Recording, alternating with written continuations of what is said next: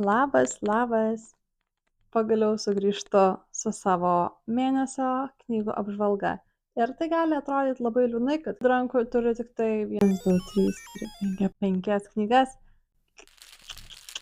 Neapsigaukim, šį mėnesį kažkaip įveikiau 13 knygų. Kas man yra nebūdinga, aš paprastai perskaitau mažiau, bet kažkaip šį mėnesį visai daug perklausiau audio knygų, tai gal dėl to tas skaičius toks didelis. Ir aš viską dariau, kad išlipčiau iš reading slump, į kurį buvau įkritus vasario gale ir kovo pradžioje. Bet to man atrodo, šitas mėnesis buvo toks ilgas, kad kovo pradžia buvo žiauriai senai. Tai visai pavyko, kaip minėjau, daug knygų perskaityti. Perskaičiau 13. Ir tarp tų 13 yra labai įdomių knygų, labai gerų knygų. Ir tokių dalykų, kurių nepavadinčiau knygom. Tai va, let's get into it. Pirma knyga, kurią aš pabaigiau skaityti kovo 1 ar 2 dieną, norėjau tiesiog kuo greičiau su ją pasibaigti, kuri man tiesiog jaki jausmus kelia. Ir aš ją pradėjau, man atrodo, skaityti vasario kažkaip paskutiniam dienom. Bet tai yra August Blue by Deborah Levy. Ir aš labai nemėgstu šitos knygos.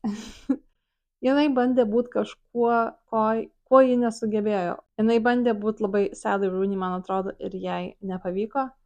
Tai šita knyga pasakoja apie pianistę, kuri nulipo nuo scenos vieno ir tiesiog išlėkė į Atėnus. Atėnuose pamato moterį, kuri yra labai panaši į ją pačią, ir tada jinai tampa obsessed to savo antrininkės ir kartais ant savo mintyse su ją kalba, bet tuo pačiu visas veiksmas tiesiog yra tos moters linijos sekimas, jos gyvenimo sekimas. Elsa jos vardas yra, ir kaip ji gyvena ten Atėnuose, po to į kitas šalis važiuoja ir tiesiog kaip jinai bando su savo identitetu susitvarkyti, su savo santykiais ir panašiai. Bet viskas buvo žiauriai nuobodu. Man labai kartais patinka tokios knygos, kur jokio plot nėra ir veikėjai yra už tai įdomus ir yra labai relatable. Čia niekas nebuvo relatable, čia niekas nebuvo įdomu.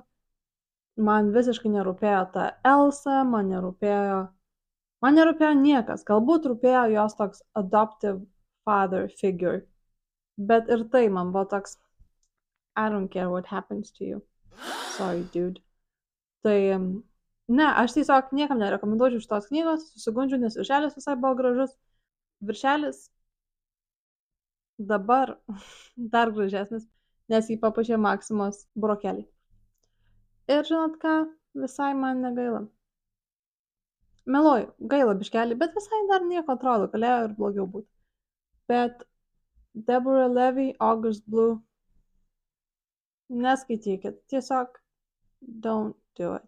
Kita knyga, kurią perskaičiau, tai yra perklausiau, jau tikrai kovo pradžioj, buvo knyga, kurios aš labai laukiau, kurią aš vis mačiau TikTok'e ir kuri mane visą laiką labai intrigavo pačios autorės videkai.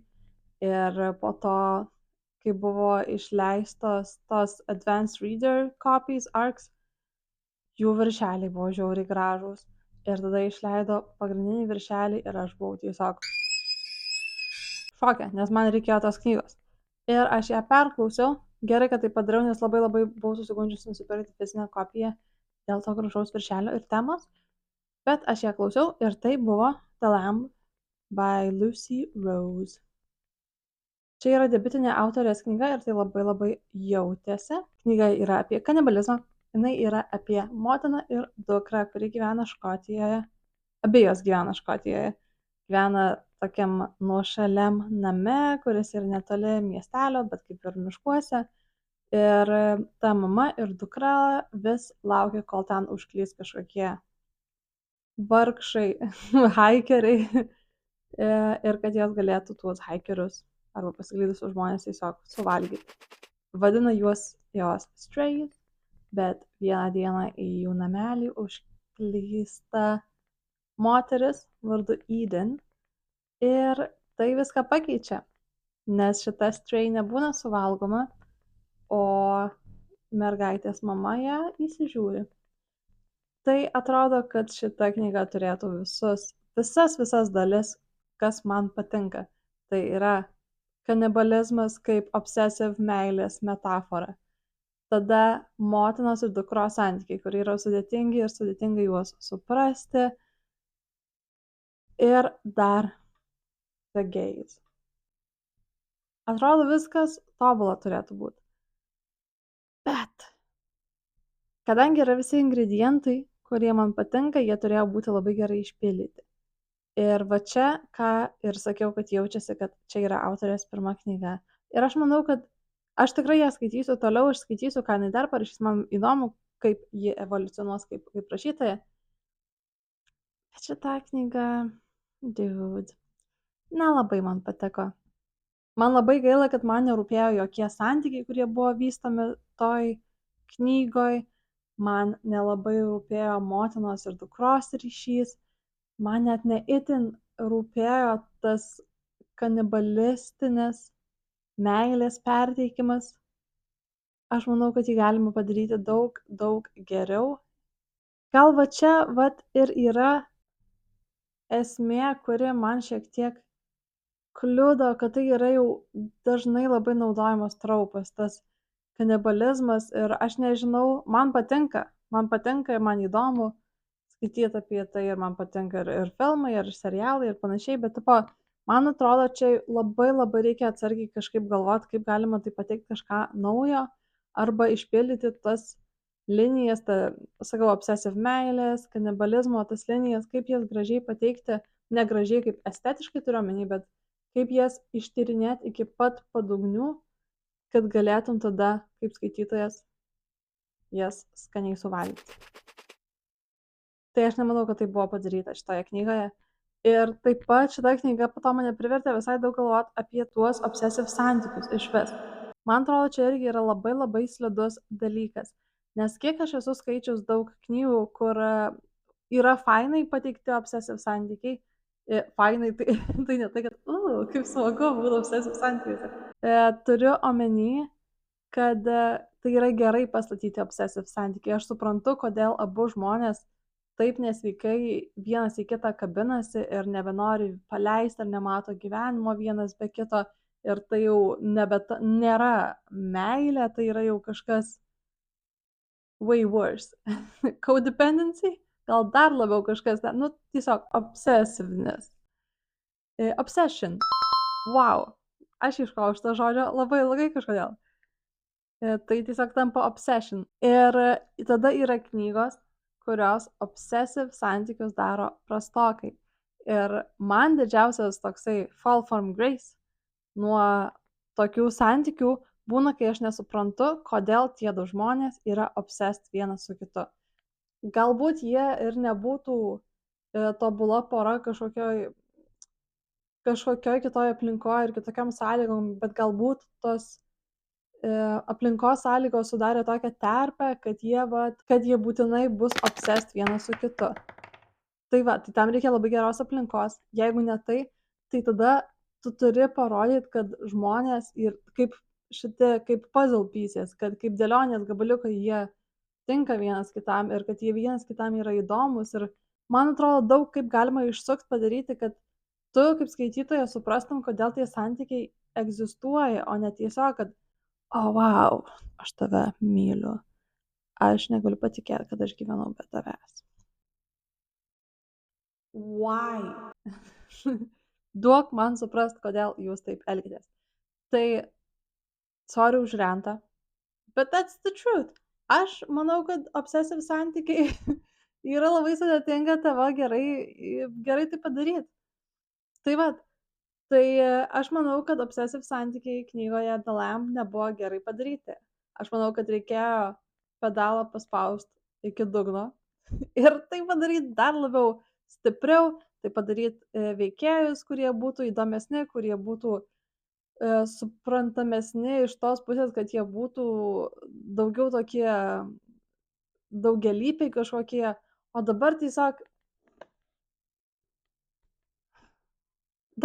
aš buvau frustrated, nes aš laukiu tos knygos ir aš manau, kad čia bus labai gerai ir tai nebuvo gerai.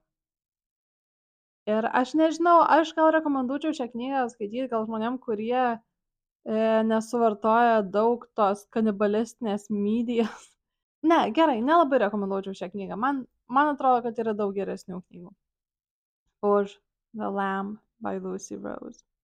Šitoj vietoj aš buvau in the trenches savo reading slump. Čia buvo mano pirmas reading slump per nežinia kiek laiko. Ir aš labai ieškau knygos, kuri mane tiesiog pakratytų už pečių ir priverstų mane atsibust ir tiesiog leistų man skaityti toliau. Ir galvojau, kad man reiktų kažko easy going, kažko lengvo, kažko gal romantinio, o aš neskaitau tokių dalykų paprastai, tai galvoju, būtų gal smagu pereiti kitą žanrą tokiam dalykui. Ir vis dėlto pasiėmiau ne tokią strictly romantic book, bet lengvesnę tikrai ir pasiėmiau audiobook ir klausiau Margot's Got Money Troubles by Ruthie Thorpe. Ir man labai patiko ta knyga, buvo labai nice, buvo tiesiog toks vaibas, kaip klausytum podcast'o kokiu nors panų ir sako, arba kaip susitiktum bare, prisėstum ir okei, pasakok, kas tau buvo. Šita knyga tiesiog skambėjo kaip pokalbis, kaip debriefas po kokios savaitės, kuri buvo žiauriai intensi po tavo draugį ir tada ta draugė tokia, oh my god, girl, let me tell you. Tai buvo labai smagu.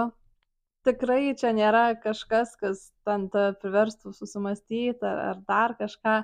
Tiesiog buvo smagi istorija. Tai trumpai apie ką yra šita knyga. Tai jinai pasako apie Margot, kuri pastoja nuo savo profesoriaus ir tiesiog pasilieka tą vaiką, nepasidaro aborto, nors tas vyras ją spaudžia, aš irgi suprantu, jeigu taip man darytų, aš jaučiu irgi iš principo pasilikčiau vaiką, bet never mind. Bet jinai pasilieka vaiką ir jai tiesiog atsiranda money troubles, taip sakant. Ir ji pradeda domėtis OnlyFans ir pradeda daryti karjerą ten. Ir labai daug dalykėlių ten nutinka, labai spalvingų charakterių yra šitoje knygoje, tiek pati Margot, tiek tas asilas tėvas, tiek jos pačios tėvas, su kuriuo nelabai jinai palaiko santykio, bet po to jis atsiranda knygoje. Mano mėgstamiausias iš tikrųjų veikėjas. Nenoriu nieko spoilinti, bet jis kaip žmogus, man tiesiog buvo wow. Tai va, įdomios labai ir kambariokės Margot. Ir šiaip motinystė įdomiai pateikta yra, nes Margot yra 19, jinai vis dar vaikas, tai labai įdomu matyti, kaip jie tvarkosi su tokiais crazy dalykais kaip OnlyFans ir babies. Ir dar labai daug kitų dalykų. Tai va, bet aš galvoju, kad gerai, kad aš klausiau audio knygą, nes labai fainai šiaip įgarsinta. Elle Fanning ją įgarsina ir jinai vaidins seriale Margot. Tai tas fainai, man atrodo, labai jai tinka šitą rolę, bent jau už balso ir už šnekėjimo manieros. Na, aišku, gal kitaip galvočiau, jeigu nebūčiau klausius audio knygos, jos įgarsimo, bet man tai labai labai tinka. Labai buvo faina jos klausyti. Džiaugiuosi, kad klausiau audio knygą dar ir dėl to, kad ten daug yra dalykų apie social media, tai yra apie OnlyFans, yra apie TikTokus ir netgi būdavo ištisi skriptai, pavyzdžiui, TikToko video, tipo parašyta, ką ten jinai filmuos ir panašiai. Ai, aš nežinau, ar būčiau jautusis patogiai skaityti tai ant popieriaus, man vis dar yra labai kažkaip taip. Čia buvo cringe. Skaityti social media stuff ant spausdintinio popieriaus knygoje. Tai aš kaip tas Nosferatu režisierius Eggersas, kuris sakė, kad, kaip jisai sakė, kad to film a cell phone would be death. Ar kažkas to, kur sakė, kad technologijų nenori filmuoti, todėl jo visi filmai yra ne dabartyje. Tai aš jį suprantu ir aš taip pat būčiau norėjus tą knygą truputėlį išmest, jeigu man būtų reikėjęs skaityti su savo eyeballs TikToko skriptą. Tai dėl to aš rekomenduoju gal labiau audio knygą, nes tikrai audio knyga yra labai fun.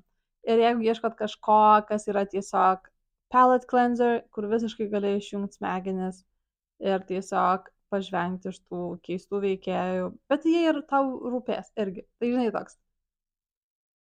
Easy read, easy listen, Margot's Got Money Troubles. Kita knyga, kurią aš bandžiau skaityti, buvo Haunting Adeline by H.D. Carlton. Aš skaitydama ją susirgau, pradėkim nuo to. Aš manau, kad man temperatūra užkilo ne dėl to, kad ten buvo kažkas hot, o dėl to, ant kiek aš turiu neapykantos tai knygai. Aš manau, kad šita knyga yra siaubinga.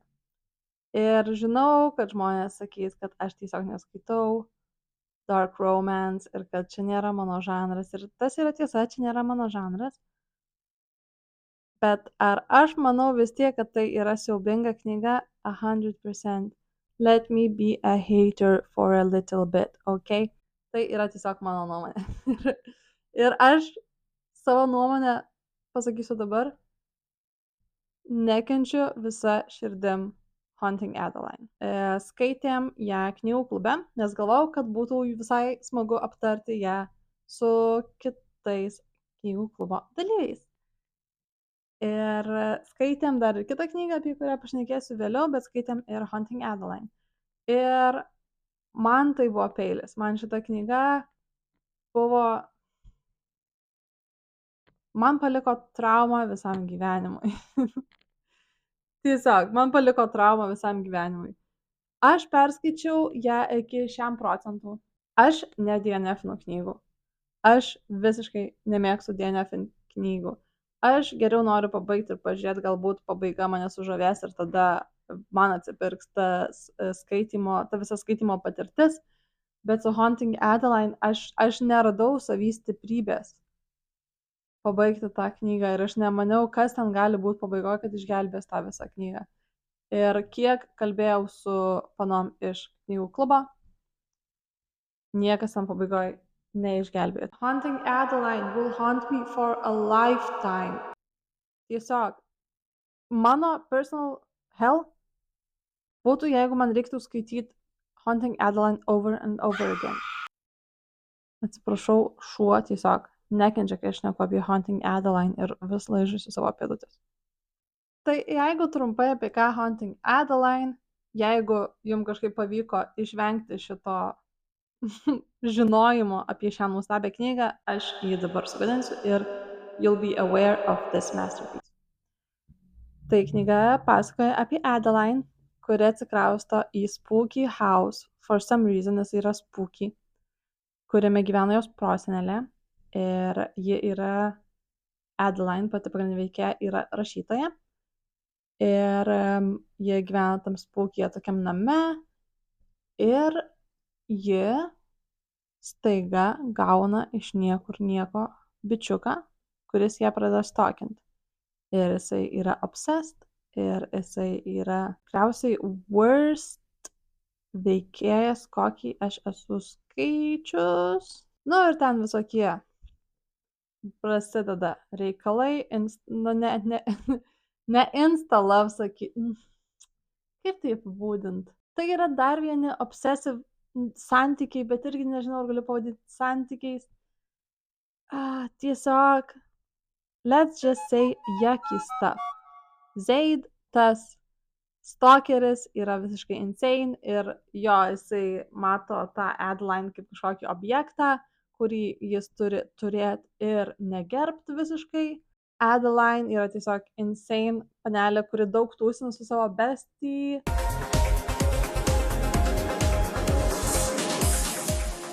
Ir rašo ten kažkokią fantasy apie slavery. Arba fantasy, kur kažkaip yra involved slavery. Ar kur heroine išsilaisvina iš slavery. Duokit man Adeline's manuscript. Please. Jau aš geriau skaityčiau tą negu Haunting Adeline dar kartą. Arba Hunting Adeline. Arba dar ir naują knygą apie Adeline's senelę. Girl. Just stop. Just stop. Tai vat.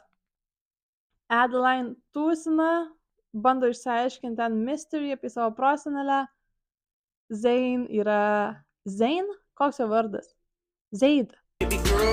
Yra insane bitchas visiškai. Jisai gerbė moteris per atstumą, bet negerbė, kai turi merginą tiesiog į savo gyvenimą. Also, jis ten stabdo pedofilus ir ten hakeris. Nu. Jeigu visą tą stalkerio obsession, a lot of sex scenes patraukime į šalį ir pakalbam tiesiog apie plot, tai plot yra žiauriai nuobodus, jį būtų galima susumuoti į 10 puslapių, čia tikrai nereikia ištęsti tiek, kiek buvo ištęsta. Aš manau, kad autorė be to labai nemoka rašyti, jinai rašo daug prasčiau negu multiple Wattpado fanfico autoriai. Tai aš nežinau, kas ją publishino, kaip jinai tapo tokia populiari. Ir aš sakau, čia nekalbu apie žanrą, ar ten, kad aš kažko nesuprantu. Čia kita tema. Aš dabar kalbu apie ją kaip autorę, kaip rašytoją, kaip žodžius atspausdintus ant popieriaus. Iš kitos pusės gal ir tada įkvepia, kad bet kas gali būti published. Nežinau. Aš tiesiog esu haterė šitos knygos, man žiauriai nepatiko. Nemanau, kad tai yra labai gera knyga. Ir aš džiaugiuosi, kad aš jos nepabaigiau ir aš nesikankinau, nes sakau, kad aš turiu tokį įprotį ne DNF-inti knygų. Tai džiaugiuosi, kad vis dėlto tai padariau. Jeigu norit dar pasismaginti, tai siūlyčiau pažiūrėti Haunting Adeline contentą TikTok'e, kas aš manau yra žiauriai toxic, bet fascinating iš tokios sociologinės, antropologinės pusės, nes man labai įdomu, kaip tas būtent šitas Haunting Adeline, Dark Romance būtent šitas, yra nuėjęs iki kažkokių bičių, kurie važinėja su motociklais ir atsisėdę ant moco skaito tą Haunting Adeline ir ten citatas, ten cituoja whatever. Oh my God!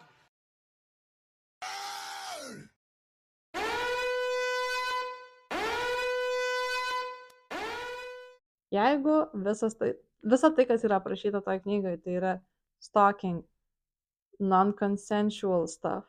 Jeigu visa tai pereina pas bičius, kuriuos po to panos preizina už tai, kad jie yra hot, tai nežinau, čia kažkoks incel fabrikėlis užsikurs.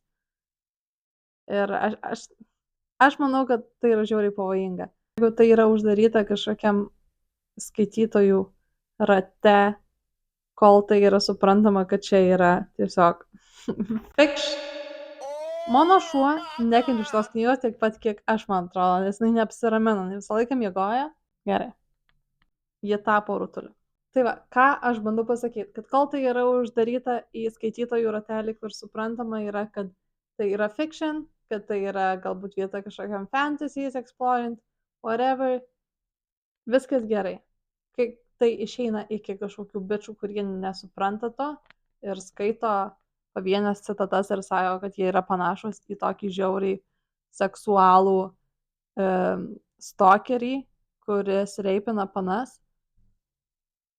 ir kad tai yra hot. Aš manau, kad turėtume čia problemą ir gal jau turim čia problemą. Iš tikrųjų, aš negaliu pakelti to kontento TikTok'e, tai stengiuosi nežiūrėti, bet kai editinsiu šitą video, manau, pažiūrėsiu. It's gonna be so fun, so much fun. Yeah? Yeah? Kaip fun. Pasakyk tu, Gabija, kuri editina šitą video. Tai jo tokia mano patirtis su Haunting Adeline. Never again. Niekada gyvenime neimsiu daugiau nieko, ką šitą autorę parašo. Jinai yra mano nemesis. Jinai yra mano kryptonite. Jinai yra sukurta šitoj žemėje sunaikint mane. Arba aš. Tai Haunting Adeline vis bandžiau skaityti per visą mėnesį. Bet kita normali knyga, kurią jau visą pasiėmiau paskaityti, buvo Saugoti. Angliškai Safekeep yra išleista šitą knygą. Autorės vardas yra. Ir šita knyga pasakoja apie Izabelę, kuri gyvena po antrojo pasaulinio karo Olandijoje, man atrodo. Taip, gyvena Olandijoje, tokia kaip vienkimiai, sakyčiau, ir jinai turi 2 brolius. Jų santykis toks vietom fainas, vietom nelabai, bet jinai pati Izabelė yra labai užsidarius, labai tokia vieniša, viena pati gyvena tam dideliam name. Ir vienas iš jos brolių paprašo, kad kol jis bus išvykęs, kad jo mergina, kurios vardas yra Eva, kad Eva galėtų pagyventi pas Izabelę namie. Izabelė, aišku, labai nenori, nes jinai yra intravertiška, jinai mėgsta savo namus tvarkingus, tokius, kokie jie ir turi būti, bet jinai vis tiek sutinka ir Eva atsikrausto kuriam laikui pas Izabelę. Ir visa knyga yra apie tai, kas vyksta, kai Eva įsikrausto pas Izabelę į tą namą. Mane šita knyga gana nuvylė ir aš nežinau, kiek aš noriu leistis į spoilerius čia.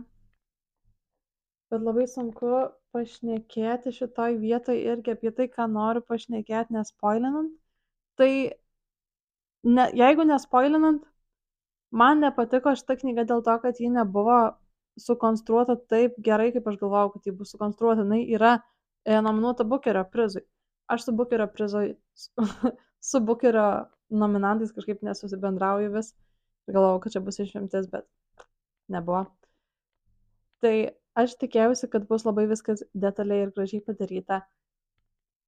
Porą aspektų, kurie man labai kliuvo, jie nebuvo pakankamai giliai išknapstyti.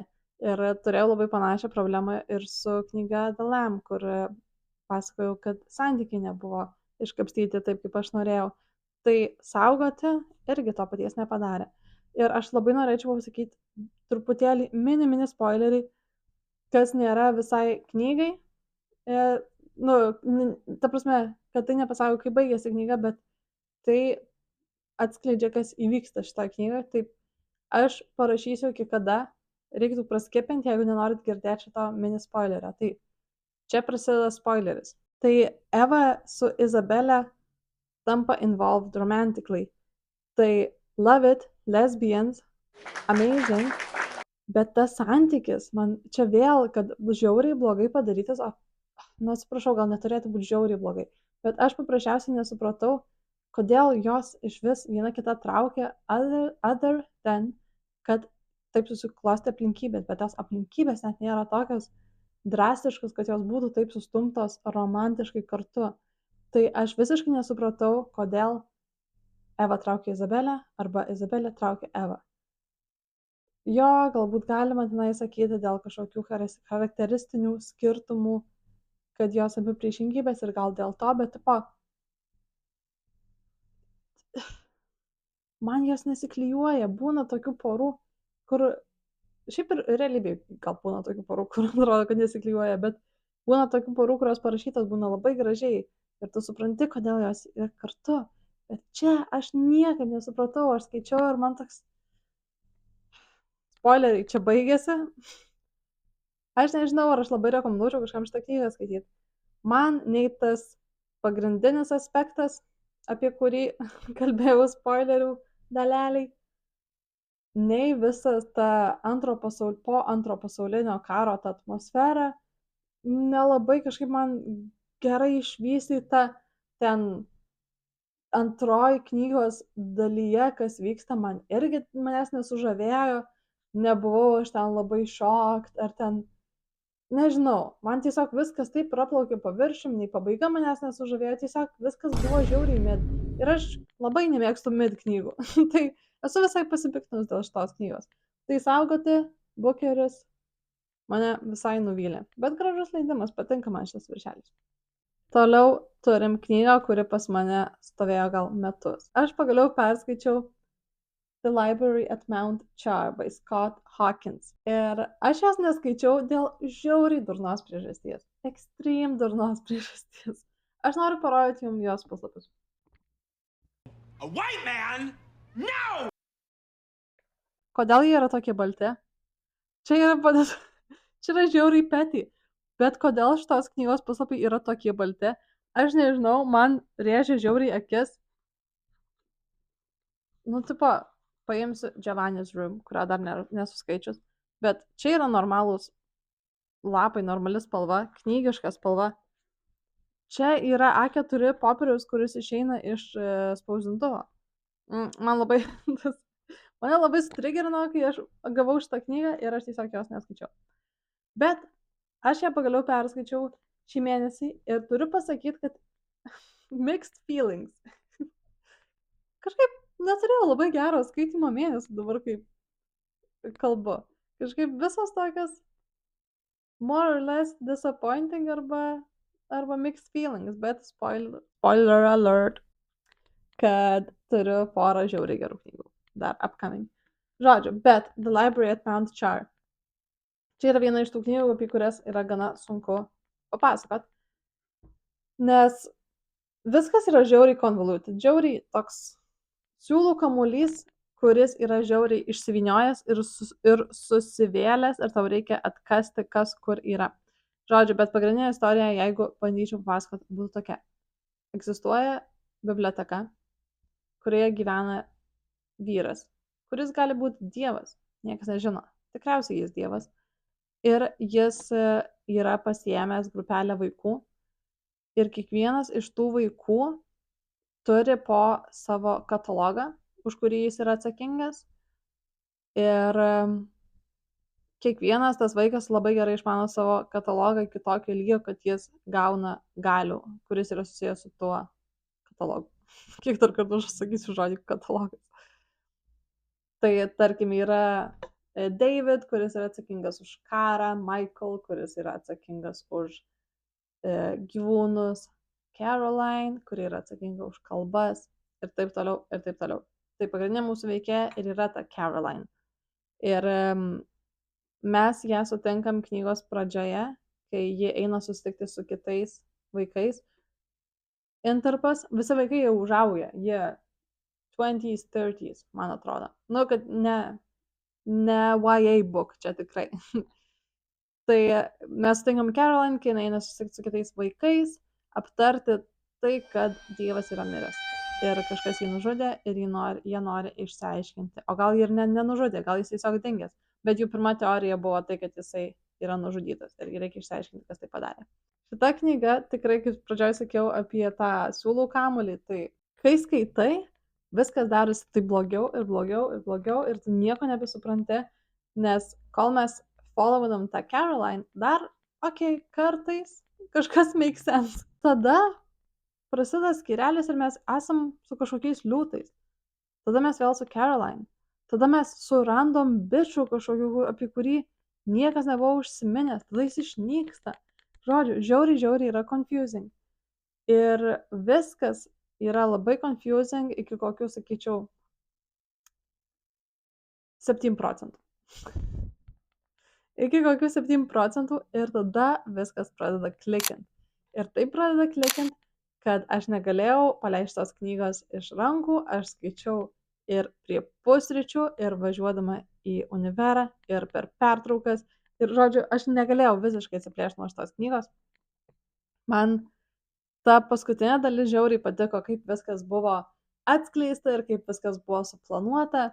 Tai buvo tikrai labai satisfying visa ta pabaiga. Ir iš pradžių aš gal tos Caroline nelabai supratau ir kuo istorija ėjo toliau, tuo aš ją labiau supratau kaip žmogų. Nors jinai tokia more than human, visi tie vaikai yra tokie more than human, bet aš manau, kad jinai yra gerai labai sukonstruota veikėja, kad jinai yra labai tokia morally ambiguous ir labai įdomu matyti jos požiūrį ir kitų tų vaikų taip pat požiūris į paprastus žmonės dėl to, kad jie gyveno tokioj, kad ir toj bibliotekoje, tarim, kad jie buvo atskirti nuo visuomenės ir jie turi susiformavę kažkokį keistą požiūrį į žmonės, nes įsivaizduoju, jeigu tu augtum su Dievu, tikrai turėtum kitokį požiūrį į žmonės, negu paprastai žmonės į kitus žmonės. Anyway, man šita knyga patiko, bet nežinau irgi, ar aš ją galėčiau rekomenduoti visiems, dėl to, kad turi iškęst labai nemažą kiekį ne infodumpinimo, bet random įvykių. Ir tik po to tie random įvykiai susiklijuoja į gražų paveikslėlį. Nelabai gražų paveikslėlį. Nu, žodžiu, čia nėra happy book. Čia nėra tokia happy-go-lucky book. Jinai yra gory, jinai turi daug labai violence, jinai, nu, žodžiu, suaugusiems knyga. Ir trigger warning, didelis labai trigger warning dėl, dėl žiaurumo su gyvūnais ir dėl žiaurumo su šunim ypač. Man buvo netikėta, aš bandžiau praskipinti tą vietą, bet tada teko sugrįžti, nes nelabai supratau, kas vyksta ir ta vieta yra gana ilga dėja ir reikalinga plot. Tai jaki, buvo žiauriai šlykštu, žiauriai gaila. Jeigu labai sunku tokias vietas skaityti, tai nerekomenduočiau tada imti šitos knygos. Other than that, jeigu galit biškį užsimerkt ir prakentėt tą, tai try it, nes visai interesting. Man turėjo vaibų šitą knygą šiek tiek American Gods by the one who disappointed me so much ir shall not be named. American Gods on steroids, I guess, ir drugs, ir way more violence. Nežinau. Aš manau, kad čia yra viena iš tų knygų, kur man faina, kad aš perskaičiau. Ar aš ją skaityčiau antrą kartą? I don't think so. Bet aš džiaugiuosi, kad aš ją perskaičiau ir aš pagaliau išsiaiškinau apie ką jinai, nes pas mane jinai visą laiką šmėžuodavo kažkur ir visi sakydavo, kad aš tau net nepasakosiu apie ką, tiesiog tu turi pati tai patirti. Aš tai patyriau ir ačiū, užteko to vieną kartą, nenoriu daugiau to patirti. Library at Mount Char. Po Library at Mount Char aš klausiau audio knygą ir tai buvo Greta N. Walden by Rebecca Riley. Čia buvo tokia easy listen.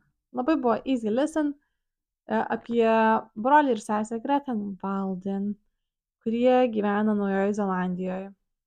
Pusė jo šeimos yra pabėgę iš Sovietų Sąjungos, o kita pusė yra Maori. Ta istorija folina tiek Greta, tiek Walden, kaip jie abu naviguoja akademiją. Tai yra Greta naviguoja akademiją, jinai daro PhD, o jos brolis jau yra baigęs ten savo, nepamenu, ar jisai su fizika, man atrodo, su fizika buvo susijęs, bet dabar jisai dirba kitur.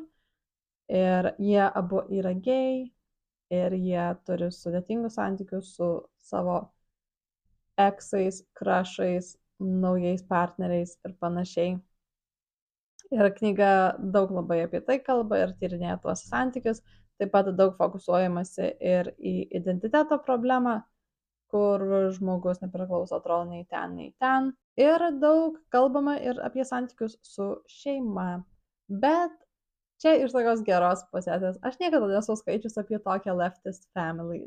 Man tokie visi yra priimantys, progressive, tokie faini.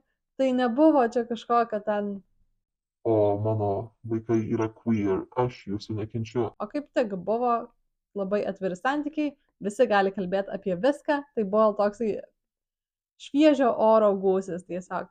Bet aš negaliu pasakyti, kad man paliko labai didelį įspūdį, buvo smagu, kol tęsiasi. Irgi viena iš tų knygų, kur aš nemanau, kad aš grįžčiau ją skaityti. Ir džiaugiuosi, kad nenusipirkau fizinės kopijos, nes nemanau, kad norėčiau ją skaityti dar sėk. Bet praleist laiką aš praleidau smagiai. Pabaiga tik tai man buvo random labai.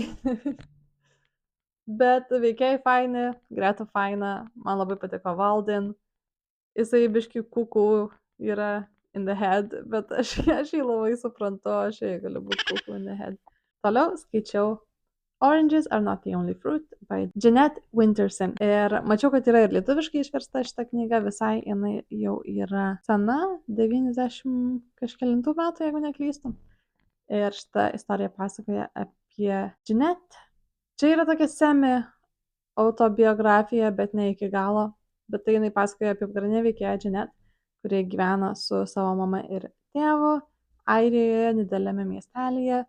Jos abu tėvai yra, mama daugiau vaikės, yra Christian fundamentalists ir jie labai griežtai, religingai augina savo dukrą Jeanette ir nenori jos leisti į mokyklą ir vedasi į bažnyčią ir visokius Biblijos skaitymus ir panašiai.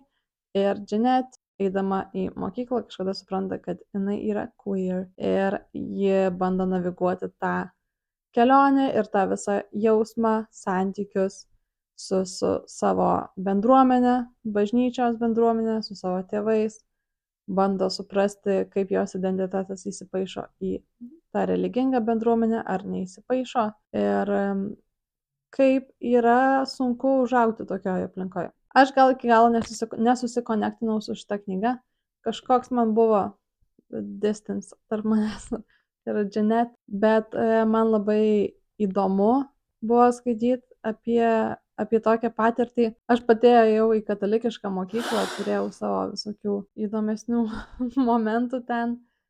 Tai buvo smagu labai skaityti tokią ironiškai pašiepiančią knygą, ironiškai pašiepiančią religiją knygą iš tos pusės, kad kai esi to viduj, matai dalykus labai dvipusiškai.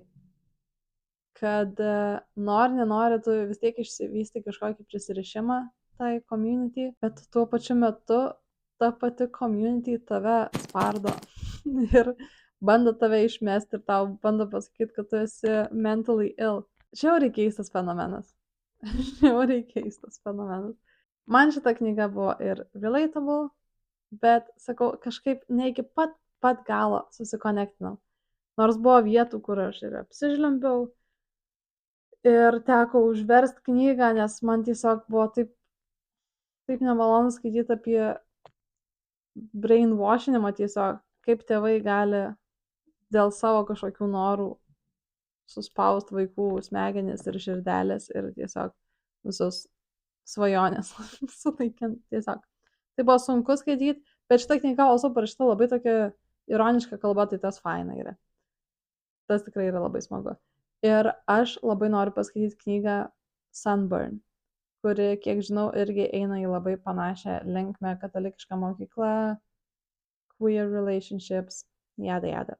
Tai iš tikrųjų labai, labai norėčiau paskaityti. Gal jeigu esat skaitę, gal galite pasakyti, ar verta, ar faina ir ar man duš širdelė, nes aš noriu tokią knygą paskaityti, kuri man sudaužys širdį.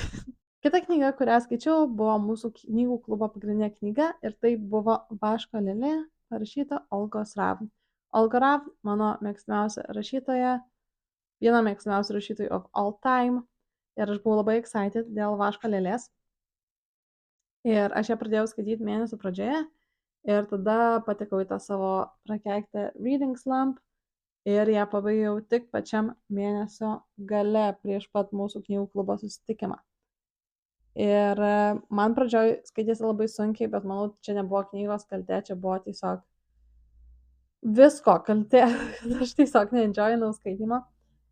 Tad man buvo sunku įsijausti į knygą iš pradžių, bet tada, kai jau pasiėmiau praėjus keliom savaitėm, easy perskaičiau viską, viskas labai lengvai ėjosi ir tiesiog paliko mane labai empty šitą knygą, labai empty.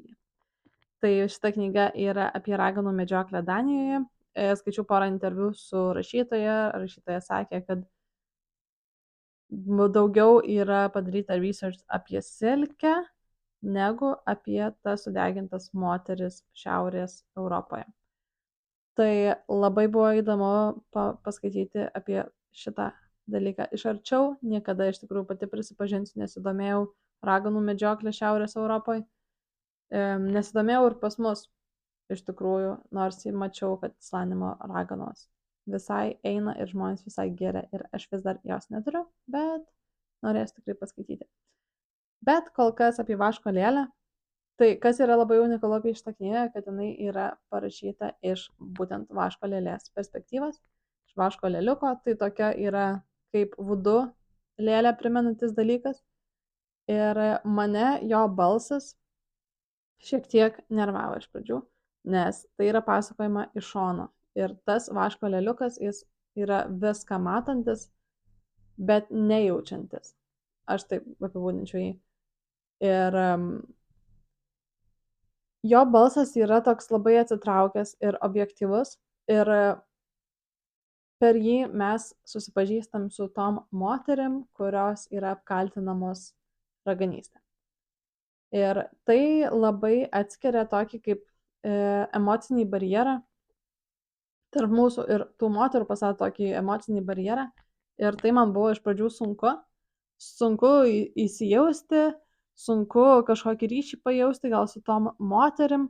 Ir tada kuo toliau aš skaičiau tą knygą, tuo man ta perspektyva vis labiau kažkaip kirto per galvą ir aš pabaigus pagalvojau, kad tokia ir buvo to lėliuko esmė, kad tarsi tai kelia klausimą, jo tas objektyvus balsas ir kelia klausimą, ar mes šiuo metu nieko nežinodami apie tų moterų tikras istorijas, tų moterų emocijas, ar iš tiesų jos raganavo ar neraganavo, ar mes iš istorinės perspektyvos dabar galim rasti empatijos žmonėms, kurių mes niekada nepažinosim, kurie visada liks tik vardais archyvuose.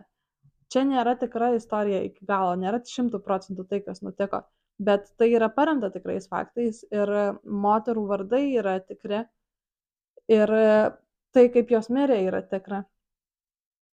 Tačiau viskas, kas nutiko per in between, nuo pradžios iki galo šitos knygos, mes negalim pasakyti, ar tai buvo tikra. Tai man atrodo, kad ta vaško lėlė ir veikia kaip toks priminimas, kad mes niekada nežinosim, ar mes turim empatijos žmonėms, kurių tiesų iš jų lūpų mes niekada nesužinosim.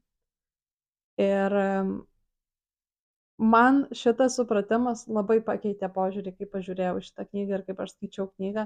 Ir aš manau, kad aš prie jos dar sugrįšiu, nes labai būtų įdomu pradėti ir pačioj pradžioj jau galvoti apie tai, būtent apie tą emocinį barjerą. Bet ta vaško lėlė ir šiaip labai įdomu tokių passages turėjo, žiūrėjo ir į istorinius įvykius, ir į karalius, ir ten panašiai rašymo stilius, kaip visą laiką yra žiauriai gražus Olgos Ravn. Nors čia yra mano pirma knyga jos skaityta lietuviškai, aš visą laiką skaitau ją angliškai. Girl, don't do it. It's not worth it.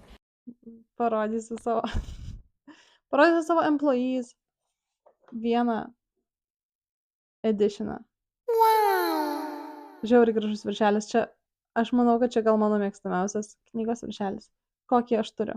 Jo, tai būtų šiaip labai įdomu ir paskaityti ir vaško lėlę, kai jinai išeis lapkritį angliškai ir pažiūrėti, kaip skaitosi ir angliškai, nes labai tokia senovinė kalba, tai gražu ir lietuviškai yra skaityti, bet labai įdomu, kaip tai skambėtų angliškai. Vien sakau, dėl to kažkokio pripratimo dalyko man. Olga Ravn šiaip rašo danų kalba, tai anglų nebūtų vis tiek originalas. Tai bet labai rekomenduoju paskaityti šitą knygą, labai rekomenduoju apie ją pakalbėti, ypač smagu, labai kažkaip poetiška kalbėti apie šitą knygą moterų ratuose, nes tos moterys, kurios yra parašomas šitoje knygoje, jos buvo visos apkaltintos raganystę, bet mes nežinom, ar jos iš tikrųjų raganavo, ar ten tikrai buvo kažkas supernatural, gal ten nieko nebuvo. Ir moterys tiesiog norėjo draugystės ir ieškojo bendro ryšio. Ir ne pirmą kartą moterys yra nubaudžiamos tiesiog už tai, kad jos bando surasti bendrą ryšį ir tas moteriška draugystė matoma kaip kažkoks pavojus patriarchatui, I guess. Tai labai smagu yra susitikti su fanom ir pakalbėti apie šitą knygą. Ir atrodo, kad mes kažką darom teisingo, būtent šitų moterų atžvilgiu. Ir visų kitų moterų, kurių istorijų mes nežinom ir galbūt nesužinosim. Tai man tai yra labai gražu, labai rekomenduoju todėl paskaityti vaško lėlę.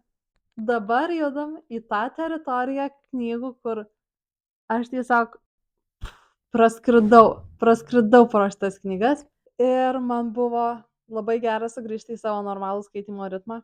Tai pirmoji knyga, kurią aš pasiėmiau vien dėl to, kad man reikėjo ją perskaityti paskaitai. Nes aš šitą autorius esu skaičius vieną knygą ir man labai nepatiko ir aš buvau supykus. Kaip toks geras autorius, gali man taip nepatikti, kas čia, kodėl taip yra overhypinta. Ir aš atsisakiau todėl skaityti kitas jo knygas. Ir knyga, kurią aš perskaičiau, buvo Never Let Me Go, Kazuo Ishiguro. Kodėl aš jos tiek neskaičiau? Kas nors galėtų mane papurtyti ir tiesiog norėčiau būti ją skaičius jau kokius 3 kartus bent. Nes čia yra viena gražiausių knygų, kokias aš esu skaičius savo gyvenime. Ir aš tikrai nebijoju, kad aš dar ne kartą ją skaitysiu. Ir Tiesiog nuostabi knyga. Aš skaičiau Ishiguro Klara ir Saulė, kuri man labai nepatiko, nes aš manau, kad panaudoti robotą tam, kad tyrinėti žmogiškumą yra labai nuvalkėtas dalykas. Taip pačiai kaip ir kanibalizmas. Jeigu tu tai darai, tu turi daryti tai labai originaliai arba labai atsargiai, labai gražiai ir tai turi būti labai subtila. Klara ir Saulė buvo in your face, jokių metaforų, mes tiesiog suprantam, kas vyksta, jeigu taip jau pasakojam, tai don't do it at all. Ir aš labai tada supykau ant Ishiguro, vienintelis toks pavyzdys, kur robotai tinkamai naudojami mano galva kaip žmogiškumo tyrimas. Girl, don't do it. It's not worth it. Yra employee. Aš manau, kad niekas taip nedaro kaip Olga ir užsičiapsiu daugiau apie šitą knygą. For now.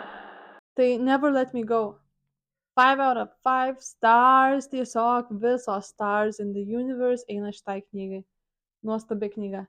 Jinai pasakoja apie... Aš manau, kad visi jau yra skaitę šitą knygą ir aš tiesiog esu atsilikus. Tai jeigu dar nors vienas žmogus, prašau, tai būna dar nors vienas žmogus, kuris nėra skaitę šitos knygos, tai aš nesijaučiu taip kvailai. Tai čia tau, vienas žmogau.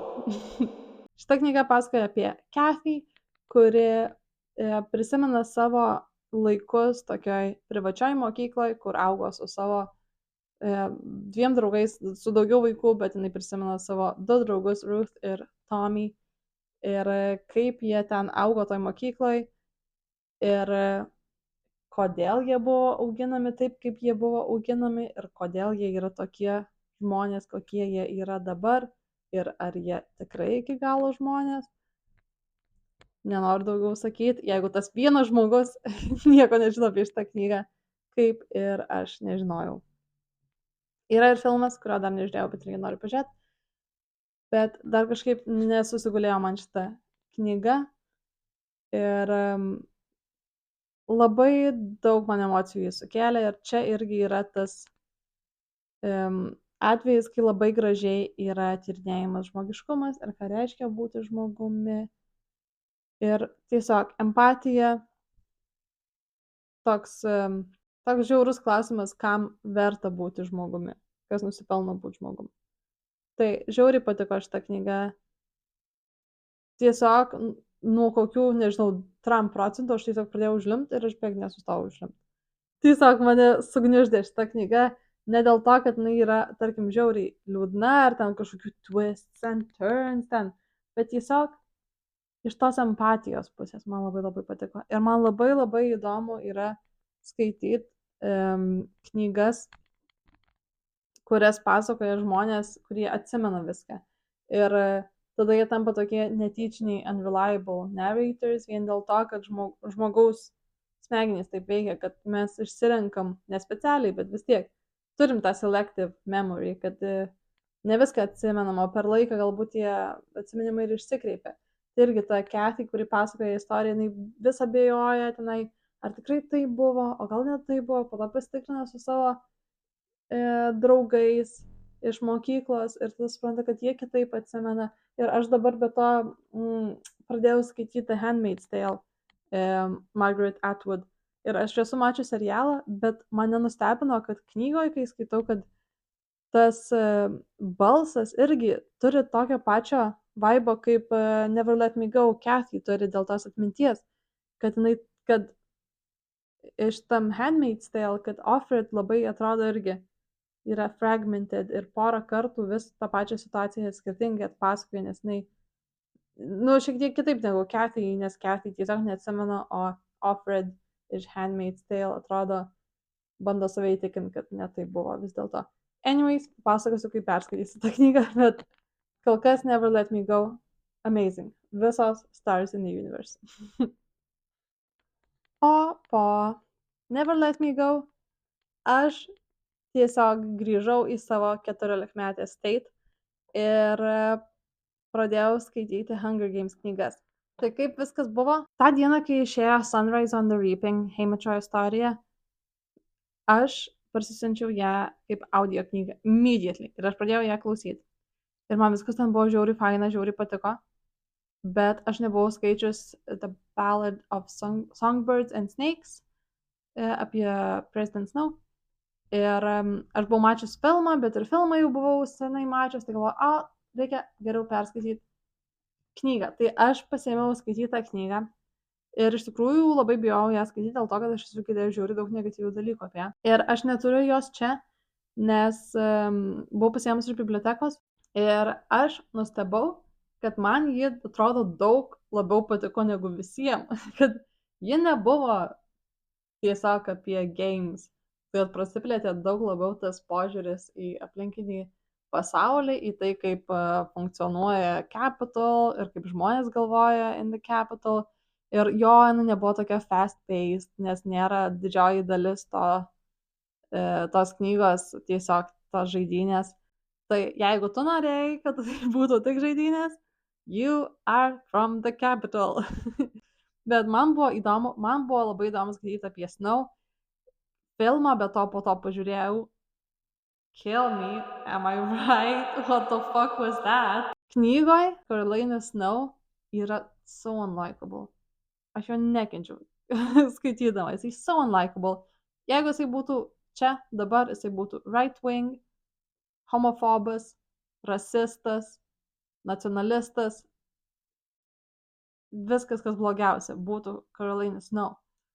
Bet iš jo perspektyvos skaityti yra įdomu, nes jis, aš nenoriu sakyti, kad aš jį suprantu, tikrai nesakau, kad aš jį suprantu, bet matyti, iš kokios pusės jis ateina ir tai, kas jį suformavo ir dar tai, kad šiaip jisai yra selfish bastard iš savęs, padaro jo balsą įdomų skaityti. Ir aš nemanau, kad kažkada mes turėjom jam simpatizuoti ir kad turėjom už jį rūtinti, nes aš nei kartą už jį nerūtinau, aš tiesiog maniau, kad jis yra insane. Ir dėl to ta istorija yra tokia įdomi. Ir taip pačiai ir su Lucy Gray Baird. Nežinau, ar taip turiu jos pavardę. Lucy Gray, tiesiog Lucy Gray. Aš nemanau, kad tarp jų ta meilės istorija buvo labai romantiška ar labai ten. Aš iš vis nemanau, kad ten buvo meilės istorija, va čia yra obsessive santykis, kur tinkami circumstances ir suprantu, kodėl vienas kitam patinka. Čia niekada nebuvo meilė, man čia buvo tiesiog pure obsession ir man taip gražiai susiskaitė, kur aš pažįstu doomed narrative when I see one. Tai man nuo pat pradžių tas buvo labai gerai susiskaitė. Ir sakau, aš niekada nemačiau čia kaip romantinės istorijos, kuri žiauriai pateikiama kaip romantinė istorija filme. Taip kad, no girls, čia nebuvo romantinė istorija. Ir tas buvo labai įdomu. Tai buvo tiesiog pure obsession. Pure obsession iš abiejų pusių. Dėl labai skirtingų priežasčių. Net nežinau, ar verta pasakoti, apie ką šitą knygą yra. Hunger Games prequel apie prezidentą Snow, kaip jisai atsirado ten, kur jis atsirado. Ir jis buvo pirmam bečia mentorių ir jis gavo merginą iš District 12, Lucy Gray. Ir jis turėjo būti jos mentorium ir ten dalykai vyksta. Anyways, aš rekomenduoju šitą knygą. What the hell, guys? Kodėl jinai tokia prastai įvertinta? Kodėl žmonėms jinai nepatinka? Tipo, vien dėl to, kad Carolina Snow yra sucky character, gerai parašyta sucky character, nereiškia, kad ta knyga yra bloga. Tai, I don't know, sue me, man žiauriai patiko. Bet kas man dar labiau patiko, buvo Sunrise on the Reaping. Aš grinai jaučiausi tokia giddy, kaip aš jaučiausi, kaip aš pirmą kartą skaičiau Catching Fire. Aš atsimenu, kad aš ją skaičiau per dieną, aš ją per dieną suvalgiau, man jinai buvo nuostabi, oh my god, man taip tada patiko ta knyga, man dabar patinka ta knyga ir aš manau, kad aš dabar skaitysiu šitas Hunger Games knygas iš naujo, nes dabar jau perskaičiau du prequels, tai reikia vis tiek pabaigti visą trilogiją, tada originalę irgi. Bet Sunrise on the Reaping, guys, aš parsisinčiau tą audio knygą. Ir aš iš pradžių klausiau audio knygą. 2 skyriai praeina, aš jau 2 kartus bent jau apsiverkus. Aš negaliu nustoti klausyti, aš vaikštau tiesiog tam, kad aš klausyčiau tą knygą.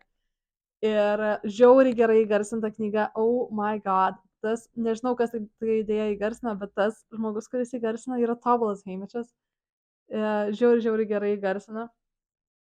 Bet aš paklausiau truputėlį ir aš pradėjau skaityti, nes aš norėjau turėti tą experience, kaip aš anksčiau turėjau su Catching Fire, kad aš tiesiog, iki išnaktų skaityčiau ir perskaičiau, taip ir buvo. Aš ją ir perskaičiau, gal per dieną ar per 2, nežinau, bet žiauriai patiko. Man jinai labiau patiko negu Ballad of Songbirds and Snakes, tikrai.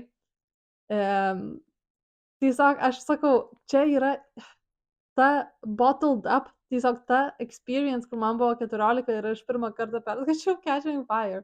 Aš nemoku iš to paaiškinti. Bet nuostabu. Čia šita knyga yra tiesiog skirta visiems tiem, kurie darė tuos suktus TikToko editus po filmo apie Snow. Ir sako, is he actually hot? Gal, tipo, maybe he's not a villain. Paskaityk šitą knygą ir aš šnekėk apie tai dar kartą. Man žiauriai patiko, buvo žiauriai smagu, aš žiauriai daug žlimbiau. Tai labai rekomenduoju atsargiai skaityti šitą knygą, nes it's gonna be heartbreaking. Ir tai nespoileris. Tiesiog visi žinom, kad tai yra Heimičio istorija. Heimičas. Spoileris, jeigu nesat skaitę Hunger Games, I guess, trilogijos, bet jisai lieka gyvas, jisai laimi savo žaidynės. But at what cost? Tiesiog, labai rekomenduoju, man žiauriai patiko šitą knygą. Aš tikiuosi, kad filmas nebus toks blogas kaip Ballad of Songbirds and Snakes. Bet nuostabi knyga, aš ją skaitysiu dar kartą. Man atrodo, mes skaitysim ją knygų klube gegužę. Ir labai laukiu, kad galėsiu aptarti daugiau su žmonėm, kurie jau yra perskaitę šitą knygą. Man tai patiko. Žiauriai patiko. Again, visos žvaigždės in the universe. Dabar nuo Never Let Me Go dabar perduodamas to Heimich. Tiesiog jam asmeniškai. Sunrise on the Reaping. Tokia nata ir užbaigiu savo knygų apžvalgą kovui. Galvojau, kad dar vieną knygą pridėsiu, bet prisiminiau, kad šiandien yra jau ne kovas. Bet teaseris, ką pabaigiau, ką tai Sandy Boy. Turėjau tokį labai įdomų skaitymo mėnesį. Ir džiaugiuosi, kad man pavyko persivartyti iš to savo reading slump. Džiaugiuosi, kad išbandžiau knygų, galbūt kurių paprastai nebandyčiau. Džiaugiuosi, kad radau savo naujus all-time favorites. Džiaugiuosi, kad skaičiau labai tikrai įvairių labai knygų. Ir labai laukiu pažiūrėti, ką man atneš balandis. Ir labai norėčiau paprašyti, kad pasidalintumėt savo rekomendacijom, galbūt ką skaitėt mėgstamiausio per kovą, gal skaitėt kažką nesti, kas labai nepatinka. Pabūkim heiteriai kartu, nes you know I love it. Tai o gal kažką ypatingo planuojat skaityti balandį irgi labai norėčiau sužinoti. Taigi labai ačiū, kad žiūrėjot ir susimujuosim kituose video. Bye!